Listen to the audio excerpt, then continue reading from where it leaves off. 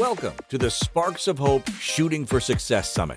You will discover innovative talks for personal and business expansion with leading experts. Today, be ready to be infused with hope, strength, and confidence, and find powerful direction to lead you on a path of success. Join our 21 world-class speakers and experience inspiration, hope for your future, and an elevation of your desires. Inspired Choices Network, our summit hosts, are excited to have you here.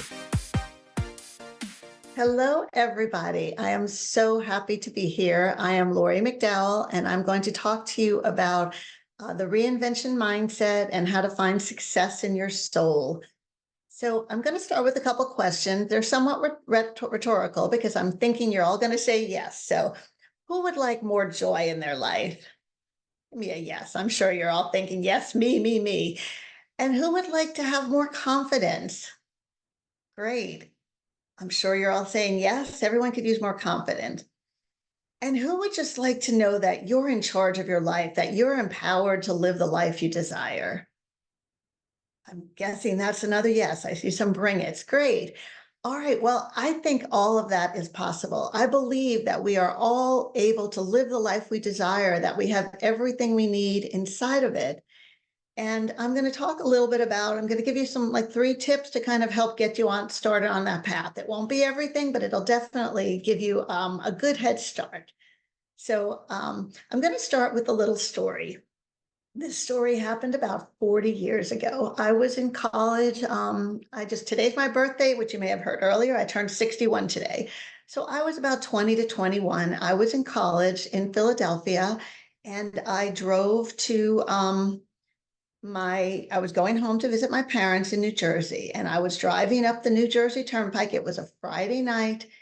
It was raining hard, and I'm driving up, and I'm, young, 20 years old, probably driving faster than I should have been, bobbing my head to the music. I was just north of Newark Airport, and Prince was on. I think it was Little Red Corvette. So I'm sitting there thinking I can't wait to go home. I think my mom made lasagna.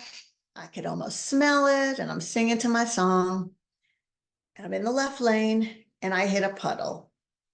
And when I hit that puddle, I'm thinking okay, I know I learned this in driver's ed. Do I step on the gas? Do I step on the brakes? Which way do I turn? I couldn't remember.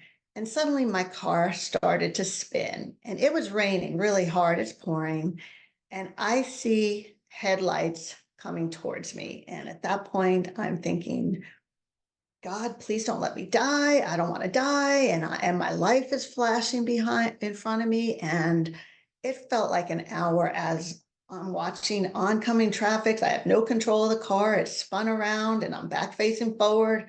And then I'm seeing oncoming traffic again. And I'm just bracing for impact and praying and hoping that it's not that bad. And suddenly I found myself on the right shoulder of the road, facing forward, and I'm looking around am I hurt? Am I dead? What happened? And I was fine. And I'm looking out on the road to see, are there other people up there? Did anybody else crash? No one crashed. Somehow I went across 4 lanes of traffic on a crowded Friday rush hour in the dark, in the pouring rain, and I didn't hit anything, and no one else hit people. And at that point, I just felt like there's a plan for my life. There's some reason that I made it through that. And that was 40 years ago. And I pretty much spent the next 40 years trying to figure out what this plan was. Will I be doing something famous? I'm a chemical engineer. Will I be discovering the cure for some cancer or some environmental thing? And in every job, I kept looking for that big plan. And I had this job, and my plan never really materialized. I never saw what that big plan was. Went to my next job, did really well, but still never saw that plan. But I kept coming back to it, knowing there's something in my life. Had a son. When I had my son, I thought, okay, maybe that's my big plan. Maybe he's going to do something amazing. It never happened. And I kept wondering, okay, when am I going to find that big plan? Well, about a year ago, I finally realized what that big plan was. I have a great life now. I'm a coach. I'm an author. I love my life. But I was working about a little over a year ago for a company. As I said, I'm a chemical engineer, and I had a job, and I had a great boss, and then he retired. And the new boss, not so great. Micromanager, we didn't agree values wise. His value was make as much money. My value was let's take care of our customers. I was all about the people and the relationships, and he was about the quick turnover. Figured, okay, I'm almost 60. I have a son in college. I'm going to hang in there. I need the salary. I need the benefits. I'll make it work. One day we had a sales meeting that was about 4 hours away from my house. And I drove to that meeting, got there at 4 in the afternoon, went to check into my hotel, and I was told, your room is canceled. I was like, oh my God, my hotel room is canceled. Can you reinstate it? They reinstated my room, and I went to meet with my boss. We were supposed to have a one-on-one meeting to discuss our CRM. And as I entered the room, my intuition was telling me something's not right. My boss was there, another VP was there, and there was a phone sitting there with somebody on the line. And as I walked in, the person on the phone said, "This is Angie in HR. We are terminating you effective today. You will be paid until the end of the day." And my heart stopped. I was like, what? You're paying me till the end of the day? You made me drive 4 hours to fire me? Who does that? And my emotions were a mess. And I was freaking out and I was terrified. And I was like, oh my God, what am I going to do? I'm the breadwinner. I have a son in college. I need my salary. I need my benefits. And I started on that 4 hour drive home. It was now rush hour. It was now getting dark. And I didn't know what I was going to do. I was a mess. And suddenly about halfway home, the voice kicked in my head said, I don't have to go to work tomorrow. And I was like, I don't have to go to work tomorrow. And I had this instant joy. And that voice kept talking to me. And that voice said to me, Lori, this is your plan. You're free. You can now live the life you desire. Do what you're meant to do. It was a voice inside my head. I didn't know what it meant, but I knew it was real. It was that hope. It was that spark. So I listened to it. I decided, I'm not going to do what society thinks success is anymore. I'm going to listen to that voice, and I'm going to know that whatever this plan for me is, it's here. So that took me to the plan for my life. And what I realized was that plan was to be me, to stop being who everyone else wanted to be, and then to share this with other people, because you all need to be you. Being who you are is truly what the plan for our life is. And when we accept who we are, warts and all, we're free to do those amazing things that we're meant to be. So that's sort of my message for you today, is that you have everything inside of you already to live that plan, to do what it is you're meant to be. And I spent the next year putting together a program and trying to figure out, okay, how can I do this for myself? And then how can I share this with others? And as I said, I'm an engineer, so I did come up with the 3 steps, and it's kind of an equation where I say D, which stands for discovery, times C, which stands for conquer, times B, which stands for breakthrough, leads through an abundant life. And I'm going to take you through some of those, just a few tips on those real quick, and maybe do a couple exercises. So let's start with discovery.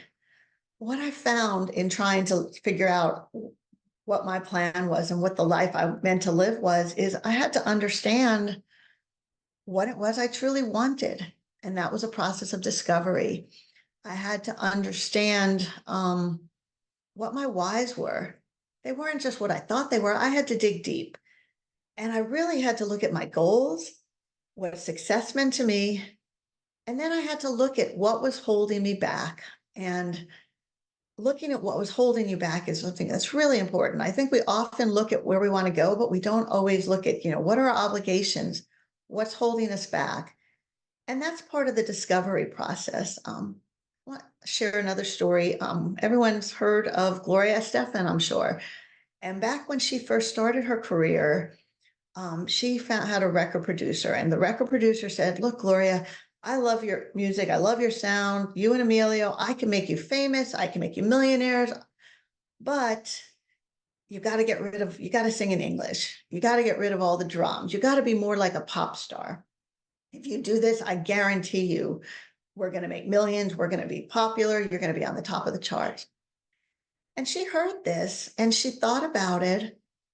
And the next day she told him no, because it wouldn't have been her success. It would have been his success if she gave up singing in Spanish, if she gave up the drums. If you accept success on somebody else's term, it's not truly success. And that's where she realized that I have to say no. I have to find success on my terms. And that was really her discovery process. And you can all do a discovery process where you write down, get a piece of paper and write down one corner, what are your goals? What are your whys? And then in the other corner, what does success mean to you? And then on the top, right, what is holding you back? And then on the bottom, who do you owe? What are your obligations? And you look at all that and put it together. And that's really how we move on the path to discover what we want and what success means to us. The next part is called conquer. And conquer is where we look at our mindset and we look at what's holding us back and we face our fears. So I'd like to do a little exercise with you all now. Some of you may have seen this before, but if not, so wherever you are, look around you and look at everything that's blue and make a list in your head of the blue stuff. You've got my shirt here, you've got the blue and the ICN logo, so I'm giving you a head start. But wherever you are, look around, look at things that are blue. Make a list, try to come up with 8 to 10 things that you can see that are blue. I'll give you about 10 seconds to do this in your mind and try to remember those things. Okay, awesome. I hope you all have a list of blue in your head. So now I would like you to close your eyes, no peeking, just trust me. Close your eyes. Okay, great. Now, as your eyes are closed, I would like you to make a list in your head of all the things around you that are yellow. Could be something in the room, something on your computer or your phone, something hanging on the wall. But make that list and see if you can come up with 8 to 10 yellow things. I'll give you a few more seconds to do that. Think about the yellow.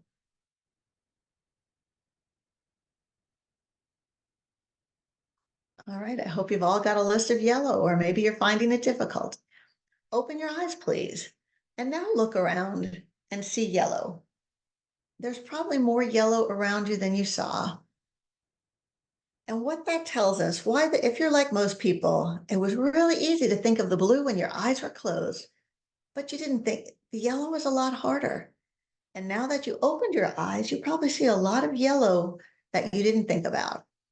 And that has to do with our mindset. Our mindset really controls everything. We find what we look for. So if you're looking for blue, you're going to find blue, but you're not going to find yellow if you're looking for blue. When you look for yellow, you find yellow. When you look for joy, when you look for possibilities, when you look for hope, you find them. They're there. They're all around us, but we need to look for them. Just like when you look for failure, when you look for flaws, when you look for reasons not to do something, you're going to find them too if you're looking for them. So I want you all today to get your mindset looking for what you want. Set your beliefs as high as possible. Look at the opportunities, because if you believe them and you look for them, they're there for the taking. You can conquer what's holding you back. You can face those fears. The other little tip I'm going to give you is in conquer is fears. We all have fears, but fear is really an illusion. Fear is a thought. Fear is all our negative emotions are based on fear, and it is just a thought. Fear is what's holding us back, and it's meant just to be a thought to protect us. It's meant to be something that we face our fear and we look about what to do about it, and it goes away. Instead, we hold on to these fears and we let them paralyze them. So in conquering and getting what you want out of life, you need to conquer those fears. And by doing that, you need to flip them around and look at the other side, because the other side of fear is really success. It's really the positive emotion of love. Love is the only true positive emotion. Everything else is based on love, whether it's self-love, which needs to come first, love of others, familial love, romantic love, agape love. Love is the only true emotion, and fear is just an illusion. So if you can turn that fear around and look at the other side of it, when you overcome the fear, that's where you have the joy, the love, the success.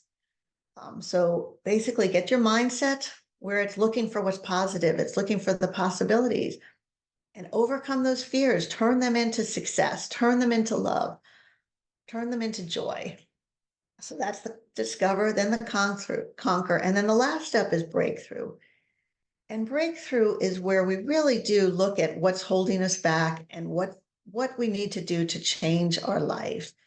And in getting through that breakthrough, it's really about understanding how our brain works, understanding what our negative emotions are, understanding what is holding us back, and how to change that.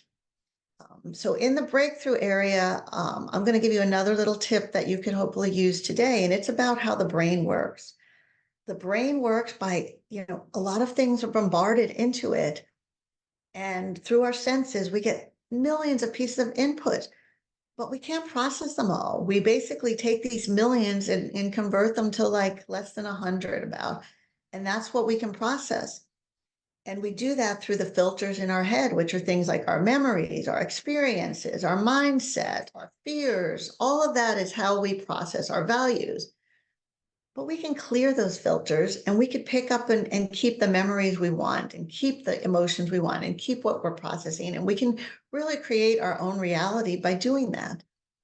So that's kind of something as a thought, as inputs coming into your mind, think about how you can clean that out and change it. And there are ways through coaching you can do this, but just being aware of it as part of it, that what you're getting out is not everything that's put in. Everything that's put in is being basically distilled down to what you're getting out, and you can change that. One of the things you can do is the brain does not recognize positive, negative emotions or negative words. If I say to you, don't think of a purple tree, the first thing that happens is you're all thinking of a purple tree. Think of that purple tree. Once you think of that purple tree, you can put the big X through it and stop thinking of it.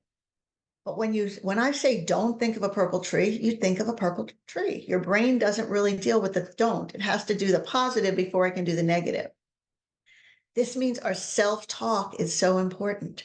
When you say to yourself, I don't want to be stupid, your brain is not hearing don't, your brain is hearing stupid.